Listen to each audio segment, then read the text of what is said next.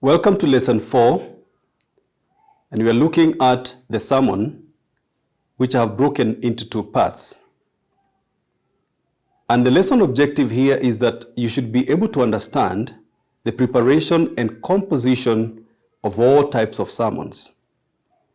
To begin with, one tends to think that the great thing to prepare is the sermon, but most importantly is the preparation of the preacher himself. There are 5 types of sermons commonly preached. The first one is the textual sermon.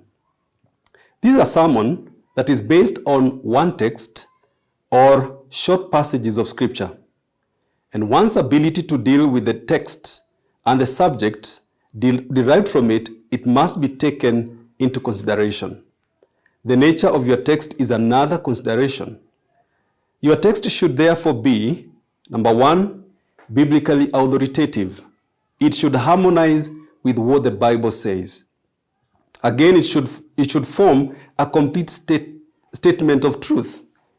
Don't take a phrase from a verse and use it regardless of the context. Thirdly, it should be reasonably brief. A statement should not be too long, it should be brief. A statement of scripture. It should be comprehensive, an adequate summary of what you wish to share. The second type of sermon is a topical sermon. And this one is based on multiple texts. It is, in a topical sermon, the preacher aims to present a specific topic to his congregation. One needs therefore to discover everything that he has to say on this subject. You must be able to teach on one session. Welcome to part 2 of lesson 4. And here we look at the preparation of a sermon. There are 3 types of sermon preparation. First, the written sermon. This is where the sermon is written in full beforehand. Number 2, we have the skeleton type notes. In this kind of presentation, the preacher has very minimum notes. He can afford a sufficient outline when doing such a presentation. Number 3, the extemporary sermon. In this style, the preaching is spontaneous and usually presented without notes at all at the time of delivery. There are particular principles of preparation.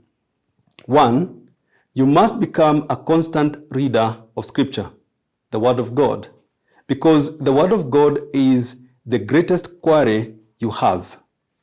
Again, you must maintain a prayerful attitude, because this will ensure a continuous flow of inspiration. Seek the Holy Spirit's illumination. By this I mean, allow the Spirit of the Lord to shed more light for you as you read Scripture. Use notebooks, or a notebook for that matter, where you put together everything that you happen to read from your books of reference. Don't trust your memory. Let's look at the sermon outline. A sermon outline is an orderly arrangement of a preacher's material. That order provides a distinct advantage for both the preacher and the listener. It also affords the clearest grasp of the subject. His thoughts are not confused. What are the functions of an outline? Firstly, it makes you carefully analyze your subject. In other words, you can break it into small pieces, analyze it, and explain well. Number 2, it reveals any weak areas of your subject. Thirdly, it enables you to reduce your materials to its most relevant substance. It makes it easier for you to remember all you want to say. It makes it easier for you and your listener to follow the development of your presentation. Concerning your notes briefly, keep them condensed, make them orderly, let them be comprehensive, and lastly, make them easy to read. Let's look at the components of sermon outline. The theme. or the topic, if you may. General suggestions may be made here.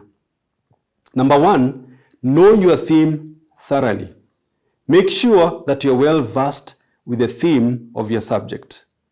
Be sure that your theme is one that people you are preaching to can readily understand. In other words, don't speak over their heads. Have a definite truth that you are aiming at achieving at the end of your presentation. The outcomes must be equal to the anticipations. Do not choose a theme that is not in accord with your experience. That means when you preach out of experience, that presentation becomes more inspirational. Let your theme be suitable in time, place, and occasion. Looking at the introduction, which is still part of the sermon outline, your introduction happens to be the most important part of your sermon for the simple reason that if you're not able to capture the attention of your listeners, you may not be able to bring them on board for the remainder of your sermon. Now, your introduction should be, therefore, able to capture the interest of your listeners. Establish what you call a rapport, a relationship between yourself and your listeners. They must accept you as the preacher of the moment. What not to do at the introduction? Never open with an apology, since it will only lessen your audience in your ability and certainly not increase people's confidence in you. Characteristics of a good introduction are that it must not be too long. It must not be too loud. It must bear a relationship with your theme. It must be carefully prepared, not over-promising, and it must provide a natural transition into your theme. Now this brings us to the other part of your outline, and that is the body. This part has also been called the plan or the argument. It implies that much thought and time should be spent on it. There will be several divisions in this block. For example, you may have made headings or subheadings. The body may take the following format: state the truth, amplify the truth, then climax the truth. The body of the sermon should have unity of thought. The thoughts should be united. There must be order in as far as the thoughts are concerned. Again, there must be proportion or a balance of the thoughts. Movements of the thought should also be considered, and again, you must afford a climax or a conclusion. Thank you.